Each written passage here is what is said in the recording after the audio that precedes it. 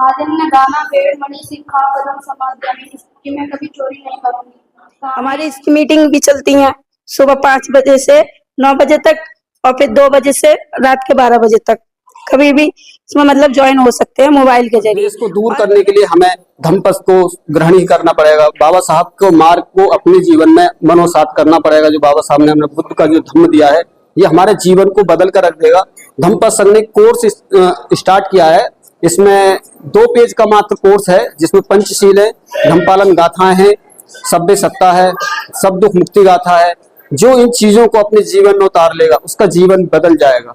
ये हम गारंटी लेते हैं। हमने स्वयं को बदला, हम चाहते हैं कि हमारा समाज बदले। इसीलिए मैं इन लोगों को यहाँ तक लेके आया, क्योंकि व्यवहार में बदलाव जरूरी है। आज जो छोटे छोटे बच्चे सीख रहे हैं और इनके अंदर शुद्धता आएगी, जो अभी बोल रहे पंचशील, उसका महत्व भी जानेंगे। और अपने जीवन में परेशानी में गुजर रहा था, बहुत ज्यादा परेशानी यही है, जो प्रॉब्लम होती है हमारे घरों में, एक दूसरे से भाई की कोई टकराव हो जाती है। बहुत लंबे समय तक हम उसको व्यवहार में रखते हैं कि वो मेरा दुश्मन है, मेरा भाई ऐसा है वैसा है, या किसी दोस्त से हमने किसी चीज को लेके पैसे नहीं दिए किसी ने, उससे हमारा वैर बन जाता है। कोछिमंग अब्दिमंग अजनिमंग अहासी में ये चेतंग उपनेहंती वेरंग तेसंग न सम्मति। उसने मुझे डांटा, उसने मुझे मारा, उसने मेरा सब कुछ लूट लिया।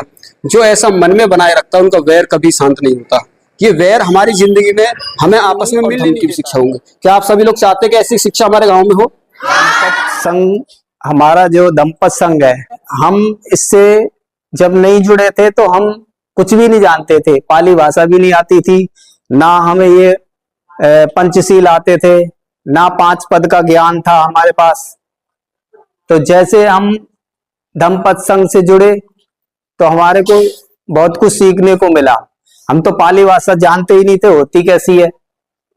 पहली बार नाम सुना, पाली भाषा ऐसे बोली जाती है। बोलना हमने धम्मपद संघ में ही सीखा। और इसका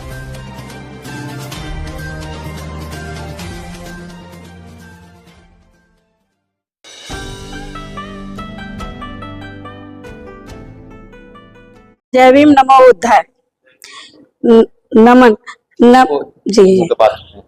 नमो तस् भगवतो अरहतो सम्मा संबुद्धस्। मैं उन सम्यक संबुद्ध को नमन करती हूँ, जिन्होंने अपनी समस्त इंद्रियों पर पूर्णतः नियंत्रण स्थापित करके अपने चित्त कलेशों का अंत कर दिया और काम, क्रोध, लोभ, मोह, द्वेष, ईर्ष्या, राग इत्यादि को अपने चित्त से निकाल बाहर कर अपने चित्त को परिशुद्ध किया। ये नमन है। समझ में आ गया आपको? कितना बड़ा अर्थ है? और आप क्या बोल रहे थे? मैं बुद्ध से जाता हूँ, मैं बुद्ध को नमन करता हूँ। तो आपको वंदना याद नहीं है ना? नहीं याद? चलो, अब पंचशील किसको याद है? याद है? अच्छा, आओ सुनाओ, आप आओ। हाँ,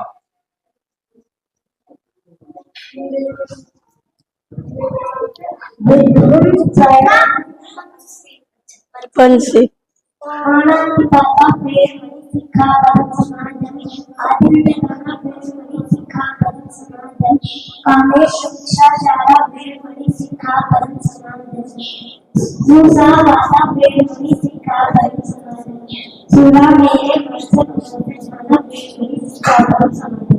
मतलब बताओ।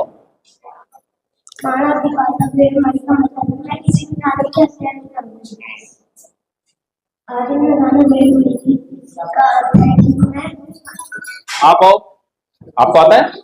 हाँ, सुनाओ।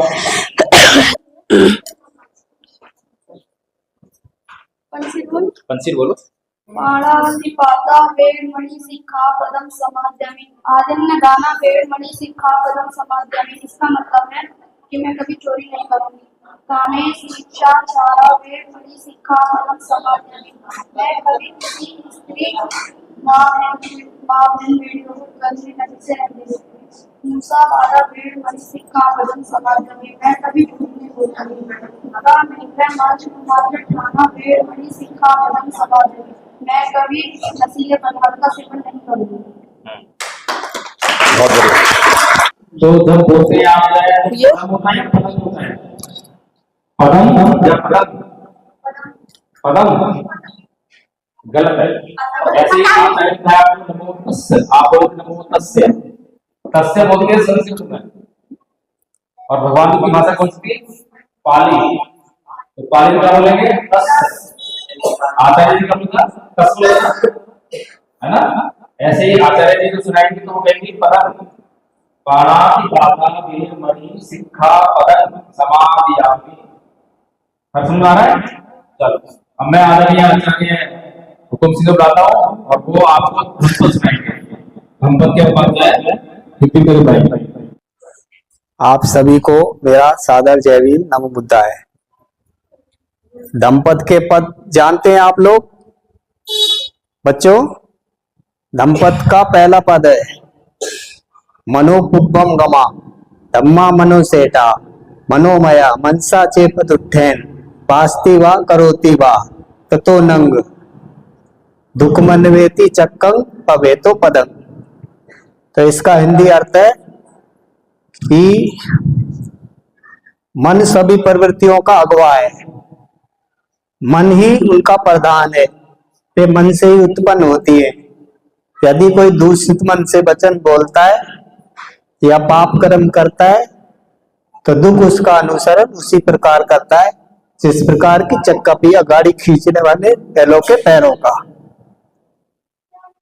अब इसी तरह से धम्पद के दूसरे पद में मनोपुब्बम गमा धम्मा मनो सेठा मनोमया मनसा चे पसन्नैन भास्ति वा करोति वा ततो नंग सुखमन्वेति चक्कं वा सुखमन्वेति छाया वा अन्नपायिनी। हिंदी अर्थ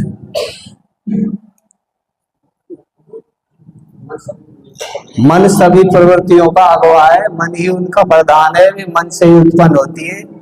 यदि कोई स्वच्छ मन से वचन बोलता है या काम करता है तो सुख उसका अनुसरण उसी प्रकार करता है जिस प्रकार की कभी साथ ना छोड़ने वाली हमारी छाया।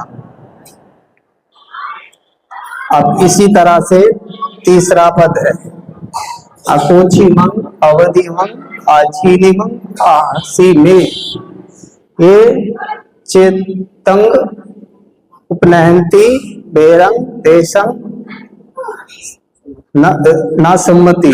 अब इसका अर्थ है उसने मुझे डांटा, उसने मुझे मारा, उसने मुझे जीत लिया, उसने मेरा सब कुछ लूट लिया। जो ऐसा मन में बनाए रखते उनका वैर कभी शांत नहीं होता। अब इसी तरह से चौथा पद है अकोची मंग अवधि मंग अजीनी मंग आहसी में हे चेतन ना उपनयंती बेरंग तेसु पसम्मति। ये उसने मुझे मारा, उसने मुझे डांटा, उसने मुझे जीत लिया, उसने मेरा सब कुछ लूट लिया। जो ऐसा मन में नहीं बनाए रखते उनका वैर शांत हो जाता है। ना ही वेरेन वेरानी समन्तीद कुदाचनंग अवैरं समन्ति एस धम्मो सनंतनो।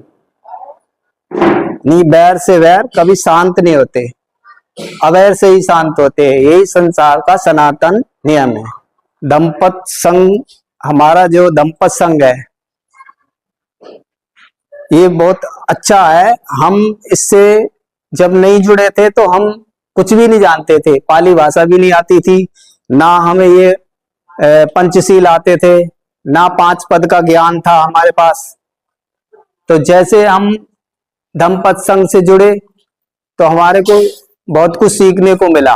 हम तो पाली भाषा जानते ही नहीं थे होती कैसी है, पहली बार नाम सुना। पाली भाषा ऐसे बोली जाती है, बोलना हमने धम्पद संघ में सीखा।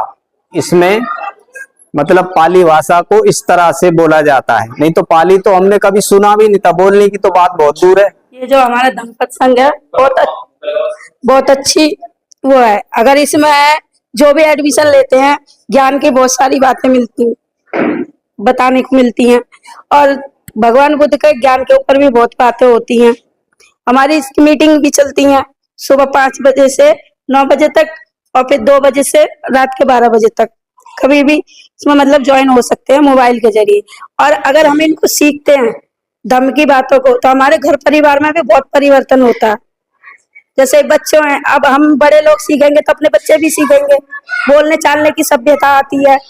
घर में घर गृहस्थी में रहते हैं, सास बहू है, माँ बेटी हैं, तो इनमें भी सब में परिवर्तन अच्छा आता है।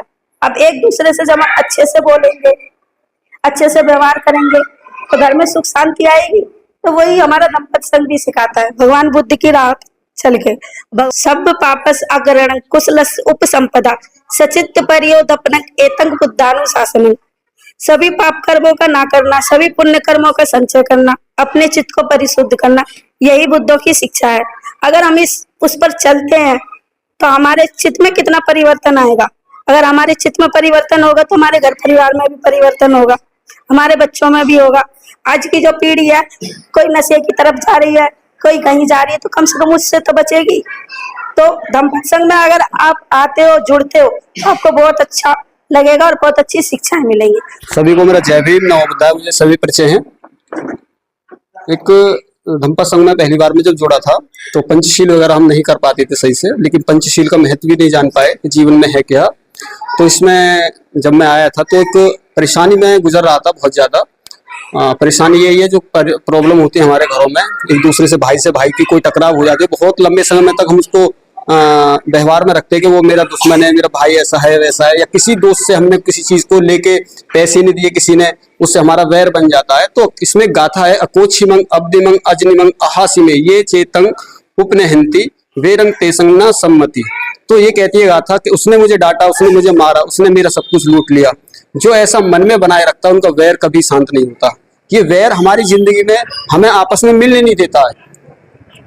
इसी प्रकार से और भी जितनी भी गाथाएं हैं, इसमें एक खम्मा याचना है। खम्मा याचना कहती है ओकास वंदामि भंते द्वार तेन मया कत्तंग सब्बंग अपराधंग खम तुम्हें भंते।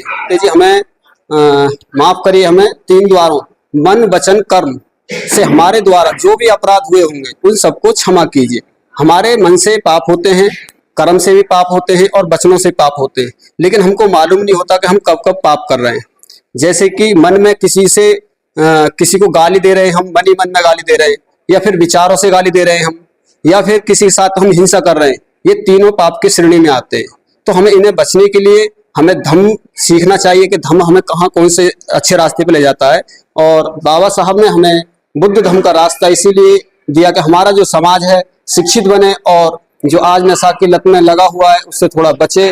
तो हम इसीलिए सभी को लेकर आए, दंपत्ति संघ में हम जुड़े, और दंपत्ति संघ का उद्देश्य है भारत को बुद्ध में बनाना।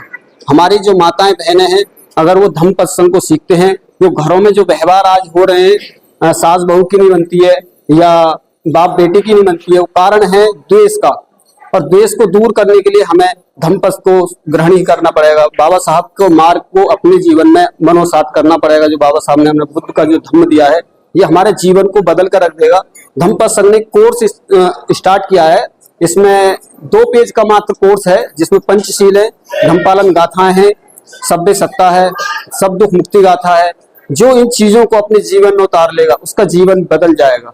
ये हम गारंटी लेते हैं। हमने स्वयं को बदला, हम चाहते हैं कि हमारा समाज बदले, इसीलिए मैं इन लोगों को यहाँ तक लेके आया, क्योंकि व्यवहार में बदलाव जरूरी है। आज जो छोटे छोटे बच्चे सीख रहे हैं और इनके अंदर शुद्धता आएगी, जो अभी बोल रहे हैं पंचशील, उसका महत्व भी जानेंगे और अपने जीवन में भी उतारेंगे। तो मैं ऐसा चाहता हूँ कि आप इस पे प्रयास करें, थोड़ा सा और बेहतर बनाएं। और जो बच्चे जो स्कूली शिक्षा भी गांव में ले रहे हैं, जो स्कूल में जाते हैं अपने सरकारी स्कूल में, जिन बच्चों का अपना ट्यूशन नहीं हो पा रहा है, तो ट्यूशन की भी व्यवस्था हम अपनी तरफ से कराएंगे संघ की तरफ से, जो बच्चे यहाँ पे बैठ के धम्म की भी शिक्षा ले सके और स्कूली शिक्षा भी ले सके। बेहतर तरीके से बच्चे जब पढ़ पाएंगे तो उनका जीवन उज्जवल होगा, नौकरी की तरफ अग्रसर होंगे, नहीं होंगे तो और वो अपने रोजगार की तरफ अग्रसर होंगे, या तो टेक्निकल कोर्स करके अपना कार्य खोले बच्चे। अभी गांव के तरफ जो हमारे गांव के जो लोग होते हैं मजदूर वर्ग है, तो उनको आकर घर पे सो गए, बच्चों का कितना काम आ रहा है, स्कूल से कैसा आ रहा है, क्योंकि आज की जो सरकार है वो बच्चों की पढ़ाई पे बिल्कुल भी ध्यान नहीं दे रही है। तो इसलिए दंपत्ति संघ का कार्य है कि हम अपने समाज के बच्चों पर विशेष ध्यान दें कि बच्चे हमारे किस दिशा में जा रहे हैं। मान लीजिए मेरी शादी हो गई और मैं नशे में धुत हूँ, मान लीजिए कहीं मेरे एक्सीडेंट होगा, 4 बच्चे, क्या वो महिला अफोर्ड कर पाएगी बच्चों को पढ़ाने के लिए? कहीं नहीं कर पाएगी ना, क्योंकि हम 2 प्राणी होते हैं, बहुत मेहनत करते हैं, जब जाके किसी बच्चे को पढ़ा पाते हैं। अगर बच्चे का पिता खत्म हो जाएगा तो महिला कहाँ तक जाएगी, कितनी शिक्षा बच्चों को वहां से पैसा अर्जमेंट करके लेके आएगी जो बच्चों को शिक्षा पढ़ा सके अच्छी। तो हम चाहते हैं कि बच्चों को स्केल डेवलपमेंट हो, बच्चों की शिक्षा अच्छी बेहतर हो, गांव का जो उज्जवल भविष्य हो और ये गांव का जो नाम दूसरे नंबर पर आना चाहिए। हमारा एक प्रथम स्कूल खुल चुका है बिहार बक्सर में, और दूसरा स्कूल हम यहाँ खोलना चाहते हैं धम्म की शिक्षा होगा। इसमें स्कूली की शिक्षा भी होंगी और धम्म की भी शिक्षा होंगी। क्या आप सभी लोग चाहते हैं कि ऐसी शिक्षा हमारे गाँव में हो? ठीक है, और वकील साहब आप सुनिए जरा धम्म पर। जय भीम। नमो बुद्धाय। बाबा साहब कितने लोग मानते हैं? पीछे सारे मानते हैं। अरे वाह, खुश हो गया। और भगवान बुद्ध कितने लोग मानते हैं? सोच समझ के उठाना, अब परीक्षा होगी है। अच्छा,